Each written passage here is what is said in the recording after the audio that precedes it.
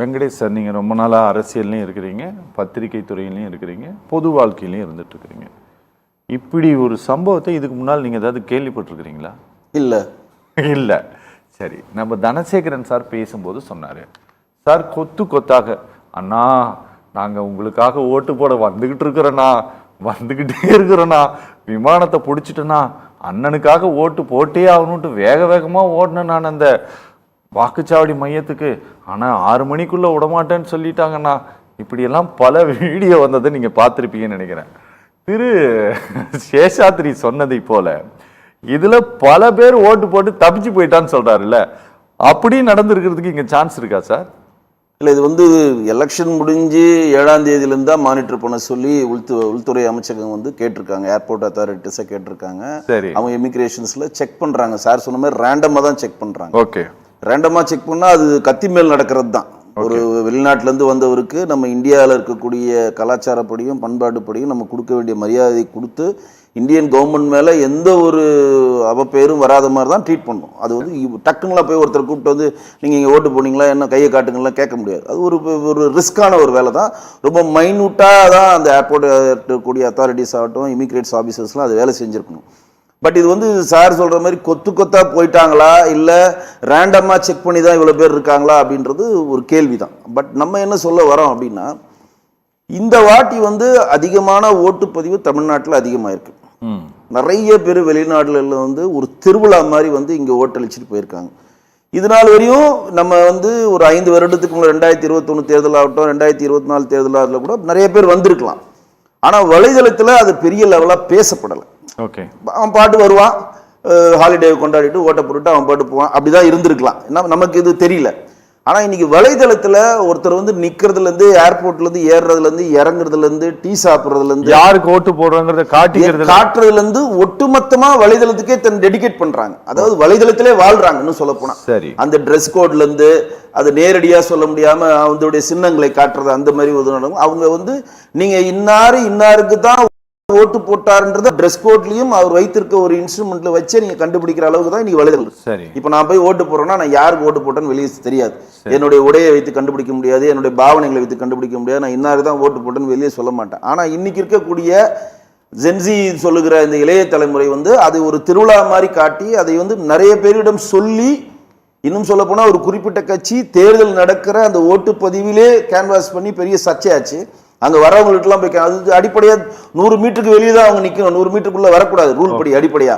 ஆனால் 100 மீட்டருக்கு உள்ளேயே வெளியில் அக்கா போட்டிருங்க, அம்மா போட்டிருக்கேன், இப்போ அக்கா உங்களுக்கு நான் முன்னாடி நிற்பக்கா, நான் பார்த்துக்கங்க, நான் தான் அக்கா போட்டுருங்க அப்படின்றத அந்த இடத்துல மனமாறுறதுக்கான ஒரு சூழ்நிலை, ஒரு வாய்ப்பை அவங்க ஏற்படுத்தினாங்க. சரி, ரெண்டாவது ஒரு குறிப்பிட்ட கட்சி தன்னுடைய படத்தினுடைய விழாவை பிரம்மாண்டமாக ஒரு வெளிநாட்டில் நடத்துச்சு. அங்கிருந்து வலைதளத்தில் எவ்வளோ பேர் அந்த குறிப்பிட்ட கட்சியினுடைய தலைவருக்கு ஓட்டளிக்கணும்னு அங்கிருந்து இங்கே கேள்விகள் ரெக்வஸ்ட் பண்ற மாதிரிலாம் நீங்க நிறைய விஷயங்கள் பார்த்துருப்பீங்க. இங்க இருக்கக்கூடிய இலங்கை பார்லிமெண்ட்டை சேர்ந்த ஒருத்தவர் ஒரு குறிப்பிட்ட கட்சி தான் தமிழ்நாட்டு ஆளணும், அவர் தான் முதலமைச்சராக வரணும் பார்லிமெண்ட்லேயே பேசின காணொலியும் நீங்க பார்த்துருப்பீங்க. அப்ப கொத்தாக அங்கிருந்து வந்தார்களா இல்ல வரவழைக்கப்பட்டார்களா?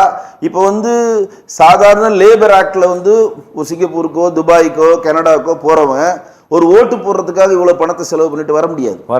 லேபர் ஆக்ட்ல ஒர்க் பண்றான். சாதாரண ஒரு லேபரா ஒரு வெல்டிங்ல வேலை செஞ்சிருப்பான், ஒரு பெட்ரோல் பங்க்ல வேலை செய்யிருப்பான், ஒரு டிபார்ட்மெண்ட்ல வேலை செய்யிருப்பான். அவங்களுக்கு வருடத்துக்கு ஒரு முறை வருவதுதான் ஒரு கனவா இருக்கும். அவங்க இஷ்டத்துக்கு லீவு எடுக்க முடியாது. ஏன்னா பொருளாதார நிலைமை அவருக்கு கை கொடுக்காது. ஆனா அந்த மாதிரி ஆட்கள் நிறைய பேர் இங்க ஓட்டு போட்டாங்கன்னா அப்ப அவர்கள் வரவழைக்கிறதுக்கான பணத்தை யார் செலவு பண்ணாங்க? அவர்கள் வரவழைக்கிறதுக்காக அவங்க பொருளாதார நிதியை யார் கொடுத்தாங்க? அவங்க கம்பல்சரி வாங்க ரசிகர்ன்ற ஒரே கட்டாயத்துக்காக நீங்க ஓட்டு போட்டு போன்ற பின்புலம் யாருன்றத கண்டிப்பாக இங்க இருக்கக்கூடிய உள்துறை அமைச்சகம் கண்டிப்பாக தேடி எடுக்கணும். ஏன் அப்படின்னா சார் சொல்ற மாதிரி ஒரு விஷயம் நான் ரொம்ப ஆணித்தரமா சொல்றேன், அவரோட இணைந்துதான். நீங்க வெளிநாடுகளில் நீங்க சிட்டிசன் பெற்ற அடுத்த நிமிஷமே இந்தியன் பாஸ்போர்ட்டுக்கு உங்களுக்கு சம்மந்தமே கிடையாது, இந்தியன் குடியுரிமைக்கு உங்களுக்கு சம்மந்தமே கிடையாது. இந்த நாட்டில் இல்ல எந்த நாட்டில் யார் பிறந்தாலும் அவர் ஒரு நாட்டுக்கு தான் ஓட்டு போட முடியும். இது அடிப்படை விதி. நீங்க சிட்டிசன் அமெரிக்காவில் வாங்கிட்டீங்கன்னா அதோட முடியும். இந்தியாவுக்கு உங்களுக்கு கனெக்டிவே கிடையாது. நீங்க ஹாலிடே பாஸ்போர்ட் எடுத்து விசா எடுத்துட்டு நேராக 2 நாள் சுத்தி பார்க்கலாம். 10 நாள் முடிஞ்சோன்னா விசா முடிஞ்சோன்னா போலீஸ் நிற்பான், சார் உங்க விசா காலம் முடிஞ்சது கிளம்புறீங்களா ஜெயிலுக்கு போறீங்களான்னு கேட்பாங்க. அப்படிதானே? இனி விசா காலத்தை மீறி தங்கியவர் எத்தனை பேர் ஜெயிலில் இருக்கிறாங்க உங்களுக்கே தெரியும். நைஜீரியாவிலேருந்து வந்தவங்க அவங்களாம் அங்கேயே தங்கிடுவாங்க. மகாபலிபுரம் போனீங்கன்னா நிறைய பேரை நீங்கள் கண்டுபிடிக்கலாம். விசா காலம் முடிஞ்சு பீச்சிலே படுத்து கிடப்பான். ஏன்னா போகிறதுக்கு திருப்பி பணம் இல்லைன்னுவாங்க. அப்போ தன்னார்வ தொண்டர்லாம் சேர்த்து பணம் வாங்கி அவரை திருப்பி அனுப்புவாங்க. இதெல்லாம் நடந்துட்டு இருக்கு. ஆனால் இதையும் மீறி தவளை தன் வாயாளுக்கு எடு மாதிரி நான் தான் ஓட்டளிச்சேன், நான் இதற்காக தான் வந்தேன் அப்படின்றத அவர்களே ஒரு குறிப்பிட்ட இன்ஸ்டாகிராமு ட்விட்டர் வலைதளத்தின் மூலமே ஒரு குறிப்பிட்ட கட்சியை நடத்தி இன்னைக்கு ஆட்சியை பிடிச்சிருக்காங்க. அந்த வலைதளம் எந்த அளவு அவங்களுக்கு ப்ளஸ்ஸாக இருந்துச்சோ அந்த அளவே இப்போ அவங்களுக்கு ஒரு மைனஸாக வருமா அப்படின்ற ஒரு சூழ்நிலை எழுதுறேன். எந்த கட்சியும் குறிப்பிட்டு சொல்லலை. ஏன்னா ஏன் அப்படின்னா நீங்கள் ஒரு ஆர்வ கோளாறுல செய்கிற விஷயம் இந்திய இறையாண்மையை பாதிக்கும், இந்தியனுடைய பாதுகாப்பு தன்மைக்கு கேள்விக்குறியாக்கும். இது சவர்னிட்டிக்கு இது எகைன்ஸ்ட் தான். இது ஆமா, பயங்கரமான அகைன்ஸ்ட். இது இப்ப நீங்க ஓட்டு அப்படின்னு எடுத்துட்டீங்கன்னா தப்பிச்சிக்கலாம். அது கடந்து போற மாதிரி சொல்லலாம். அதுவே கடந்து போக முடியாது. தீவிரவாதம் உள்ள வந்தா எல்லாருமே பிரச்சனை ஆயிடும். அதுல தீவிரவாதம்ன்றது உள்ள வந்துச்சுன்னா இந்த குரூப்பா எத்தனை பேர் வரலாம், இந்த குரூப்பா டக்குன்னு போகலாம், என்ன வேணா நடக்குங்க. ஏன்னா என்ன வேணா நடக்குது நாட்டுல. இதை அடிப்படையாக கண்காணிக்கணும் அப்படின்றதுல ஆணித்தரமா இந்திய அரசு இருக்கிறது. அதனால தான் இவ்வளவு பேர் அரெஸ்ட் பண்ணியிருக்காங்க. ஆனா இது என்ன மாதிரி சட்டப்படி அவங்களை உள்ள கொண்டு போய் இப்ப நிபந்தனை ஜாமீன்ல அவங்க வெளியில இருக்காங்க. திருப்பி இவங்களுக்கு தண்டிக்கிற மாதிரி கடுமையான சட்டங்கள் இங்க இருக்கிறதா, திருப்பி போற மாதிரி ப்ராசஸ் இருக்கான்றது ஒரு பெரிய கேள்வி. அது என்ன மாதிரி போகுன்றது நம்ம பொறுத்திருந்து தான் பார்க்கணும். ஆனா இப்ப நீங்க 25 பேரை சொல்லியிருக்கீங்க. அந்த 25 பேர்ல 4 பெண்கள் சொல்லியிருக்காங்க. இது 250 300 400 500 1000 ஆச்சுனா சில பேர் அங்க போயிருக்கலாம். ஆனா ஆச்சுனா இங்க இருக்கக்கூடிய சில வெற்றி வேட்பாளர்களுடைய அந்த வெற்றியே செல்லாதுன்ற கட்டமைப்பை நோக்கி நகரத்துணி கட்டமைப்புக்கு நம்ம நகர வேண்டியது இருக்கும். சில பேர் ஒத்த ஓட்டுல நீங்க நிக்கிறாங்க. இன்னைக்கு திருப்பத்தூர் தொகுதியில சேனாதிபதி அவர்கள் சீனிவாசன் சேனாதிபதி அவர்களுக்கும் பெரிய கருப்பரனுக்கும் ஒரு ஓட்டு இன்னைக்கு கேஸ் போயிட்டு இருக்கு. இங்க சென்னை உயர்நீதிமன்றம் ஸ்டே கொடுக்குது, அங்க போய் உடைக்கிறாங்க ஸ்டேவை. இன்றைக்கு ஃபுல்லா வழக்குகள் அது போயிட்டு இருக்கு. கிட்டத்தட்ட 500 ஓட்டு 200 ஓட்டுல ஜெயிச்சவங்க 10ல இருந்து 20 பேருக்கு இருக்கிறாங்க. இதுவே ஒருவரில் புரட்சி மாதிரி ஒரு ஓட்டே ஒரு இதுல மாற்றக்கூடிய சூழ்நிலை வரப்ப இது ஒரு பேசும் பொருளாக தேர்தல் ஆணையம் கொண்டு போய் சேர்க்கணும். இது மூலம் நம்ம என்ன சொல்ல வராங்க தேர்தல் ஆணையம் அப்படின்னா, ஈச் அண்ட் எவ்ரி ஓட்டு வேல்யூபிள் நீங்க சொல்ல வர மாதிரி அந்த ஓட்டை இன்னார் தான் செலுத்தினாங்கன்றதை நீங்க கண்டுபிடிக்கிற மாதிரி இந்த எக்ஸ்டர்னல் அஃபேர்ஸ்ல நாங்க என்ட்ரி பண்ணி ஆன்லைன்ல ஓட்டுக்கு நாங்க எஸ்ஏஆர் உள்ள பூந்து நாங்க இந்தியன் சிட்டிசன் தான் எனக்கு ஓட்டு கொடுங்க அப்படின்னு சொல்றத அவங்க போலியா தான் பண்ணிருக்கணும். இந்தியன் கவர்மெண்ட் அதை அனுமதிக்காது. போலியா என்ன பண்ணிருப்பாங்க, கீழே போயிட்டு கிளிக் பண்ணிட்டு நான் இங்க தான் இருக்கிறேன், ஏன்னா எங்க அப்பா இங்க இருக்காங்க, அம்மா இங்க இருக்காங்க, என்னுடைய ரேஷன் கார்டு இங்க இருக்கு, நான் 20 வருஷமா இங்க தான் இருக்கிறேன்னு அவங்க சொன்னா சிஸ்டம் ஆட்டோமேட்டிக்கா ஜென்ரேட் பண்ணுது. சிஸ்டமேட்டிக் தான் அது. நீங்க சிங்கப்பூர்ல இருந்து ஆக்சஸ் பண்ணலாம், கனடால இருந்து ஆக்சஸ் பண்ணலாம், எங்க இருந்து வேணா ஆக்சஸ் பண்ணலாம். சிஸ்டம் ஜென்ரேட் பண்ணா நீங்க எஸ்ஆர்க்குள்ள உங்களுக்கு ஓட்டு கன்ஃபார்ம் ஆயிடுது. ஏன்னா நீங்க உங்களுக்கான அந்த மிஷின் கேட்கிற எல்லா பேப்பர்ஸும் சப்மிட் பண்றீங்க, சிஸ்டம் அக்செப்ட் பண்ணுது. அப்ப அவர்கள் சுய பரிசோதனை செய்யணும். நம்ம ஒரு நாட்டுடைய இறையாண்மையை கெடுக்கிறோம், ஒரு நாட்டுடைய பாதுகாப்பு கேள்விக்குறியாக்குறோம், ஒரு குறிப்பிட்ட நபர் நமக்கு பிடிக்கணும் அப்படின்ற ஒரே காரணத்துக்காக ஒட்டுமொத்த கட்டமைப்பை நம்ம உடைக்கிறோம் அப்படின்றத சுய பரிசோதனை அவர்கள் தான் செய்யணும். ஓகே, திரு வெங்கடேஷ், இன்ஸ்டாகிராம் இந்த தேர்தலில் பெரிய ரோல் பிளே பண்ணியிருக்கு அப்படிங்கிறத நான் முழுமையாக நம்புகிறேன். சரியா? அது உண்மையா பொய்யாங்கிறது வேற. ஆனால் நான் முழுசாக நம்புகிறேன். ஏன்னா இந்த இன்ஸ்டாகிராம் வீடியோவில் ஃபாலோவர்ஸ் அதிகமாக வைத்திருக்கக்கூடிய எல்லாருமே பெய்டு ப்ரமோஷன் பண்ணுறாங்க. பெய்ட் ப்ரமோஷன், நீங்கள் உங்களோட டைரக்ட் மெசேஜ் பண்ணிங்கன்னா பெய்ட் ப்ரமோஷன் பண்ணுறாங்க. இதில் பல பேர் வழக்கத்திற்கு மாறாக நாங்கள் இந்தியாவுக்கு போக போகிறோம், ஓட்டு போட போகிறோம் அப்படின்னு சொல்லிட்டு ஒரு காரை வச்சுக்கிட்டு, ஒரு 10 காரை வச்சுக்கிட்டு, கொடி கட்டிட்டு ட்ரோன் ஷாட் போடுறது, நீங்கள் இந்த விவகாரங்கள் எல்லாம் நடந்தது. அவர்கள் நாங்கள் வந்து கொண்டிருக்கிறோம், விமானத்தில் வந்துட்டு இருக்கிறோம் அப்படின்னு துண்டை போட்டு நடந்து வர்றது, இது எல்லாமும் இங்கே நடந்ததுன்னு வச்சுக்கோங்களேன். இப்போ சார் சொன்னது போல இது எல்லாமும் பெய்டாக நடந்திருப்பதற்கு வாய்ப்பே இல்லை அப்படின்னு நிராகரிச்சுட்டு போக முடியுமா? இதை கண்டிப்பா நிராகரிச்சு போக முடியாது. சொல்றதுல ஏன்னா இங்க ஆளுங்க மாட்டியிருக்காங்க ஒண்ணு. பிளஸ் நான் முன்னாடி முதல் சுற்றிலே சொன்னதை நினைவூட்ட விரும்புறேன்.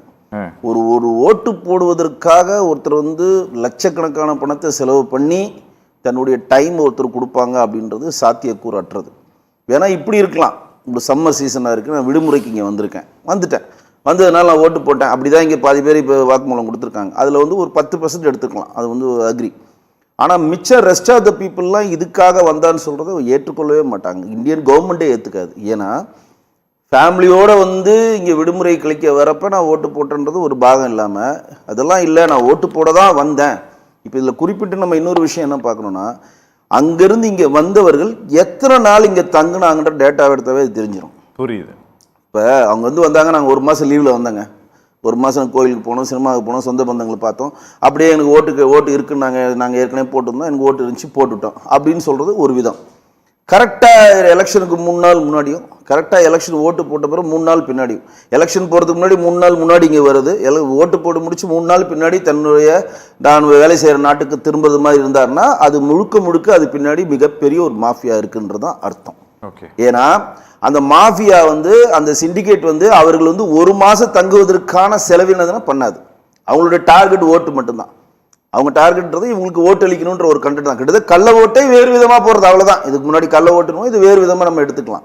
அப்போ அவர்களுக்கு பொருளாதார ரீதியாக அவங்க கொடுக்குற ஹெல்ப் ஒரு குறிப்பிட்ட டியூரேஷன் மட்டும் தான் கொடுக்க முடியும். புரியுது. 3 நாள் முன்னாடி வா, தங்கிக்க, நல்லது விடுறது பார்த்துக்க, ஓட்ட போடு, 2 நாள் கழிச்சு நீங்கள் கிளம்பு நாட்டுக்கு அப்படின்னு அந்த டியூரேஷன் டைமே இமிக்ரேஷன் எடுத்துட்டாவே அவங்க ஹாலிடே ஸ்பெண்ட் பண்ண வரல அப்படின்றத பட்ட பரிவர்த்தமாக நம்ம ப்ரூவ் பண்ணலாம். அது ஒரு பெரிய ஒரு எவிடன்ஸ். அது ரெண்டாவது, நீங்க ஏர்போர்ட்டை விட்டு இறங்கின உடனே ஒரு குறிப்பிட்ட கட்சியை கொடியை தாங்கி வந்தவரா இருந்தாருன்னா, இப்ப நீங்க ஓட்டு போடுறீங்க, நீங்கள் நானும் ஓட்டு போடுறோம், ஓட்டு போட்டோன்னா எனக்கு நான் என்ன சின்னத்துக்கு ஓட்டு போட்டேன்றதை அழுத்துறதுக்கு விவிபாட் மிஷின்ல தெரியும். அப்போ நான் இந்த சின்னத்தை அழிச்சேன், இந்த சின்னம் தாங்க அந்த பதிவாயிருக்குன்றத கன்ஃபர்மேஷனோட வெளியே வந்துட்டேன். ஆனால் அந்த மாதிரி பல ஓட்டுகள் உள்ள இருக்கும். இப்போ வெளிநாட்டிலேருந்து வந்தவர் எந்த கட்சிக்கு வாக்களித்தார்ன்றது கண்டுபிடிக்க முடியாது.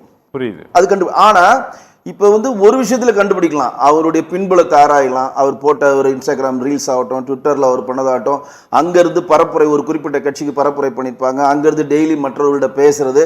ஏன்னா இன்னைக்கு நீங்கள் ஒருத்தரை போய் கண்டுபிடிப்பதற்கு அவர் நல்லவரா கெட்டவரா கண்டுபிடிப்பதற்கு அவர் ஃபேமிலியோ அவருடைய உற்றார் உறவினர்களோ அவருடைய ஸ்டேஷனையோ போய் யாரையும் ஆராய தேவையில்லை. அவங்களுடைய டிஜிட்டல் மெத்தட்ல போய் நீங்க பின்புலத்தை போய் பார்த்தீங்கன்னாவே இவங்க என்ன மாதிரி ஆக்டிவிட்டிஸை நோக்கி நகர்றாங்கிறது நீங்க ஈஸியாக கண்டுபிடிச்சிடலாம். அப்போ அந்த டியூரேஷன்ஸ்லையும் இதுவையும் பார்த்துக்கிட்டாவே இது எதனால நடக்குது, ஒரு மாஃபியாவே நடக்குதா, இல்லை ஒரு சிண்டிகேட் பண்ணி பண்றாங்களா, இல்லை ஒரு குறிப்பிட்ட கட்சியை ப்ரமோஷன் பண்ணி பண்றாங்கன்றதை இந்தியன் கவர்மெண்ட் கண்டுபிடிச்சு கூடிய விரைவில் சொல்லும். ஓகே.